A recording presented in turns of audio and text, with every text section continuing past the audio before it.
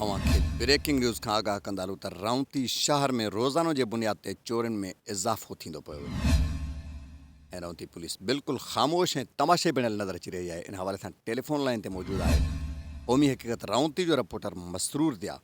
उन ई सां ॻाल्हि ॿोल कंदासीं त उहो इन बारे में छा थो चए। मसरूर, कहिड़ा तफ़सील आहिनि, आगाह कजो।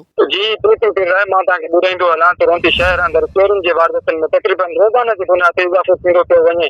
सारे मसइले ते तक़रीबन राउंती पुलिस ते ख़ामोश ऐं तमाशी बयान नज़र अची रही आहे। राति देर सां चोर शहर अंदरि दाख़िल थी 5 दुकाननि जा ताला तोड़े दुकाननि जो समूरो सामान ॿारे वियो विया ऐं ॻाल्हि कजे शहरनि जी त शहरी परेशान नज़र अची रहिया आहिनि, जॾहिं त शहरनि राउंती पुलिस सां चोरी थियल सामान रिकवर करण ऐं राति जो पुलिस सिक्योरिटी ॾियण जी अपील कई आहे। जी मसरूर, तफ़सीलन आगाह करण लाइ महिरबानी। ए दुकान भञी आहिनि, सॼो सामान खणी आहिनि। असां ग़रीबनि सां ज़ुल्म आहे, काॾे वञूं? हुकूमत जा हाल आहिनि कोन।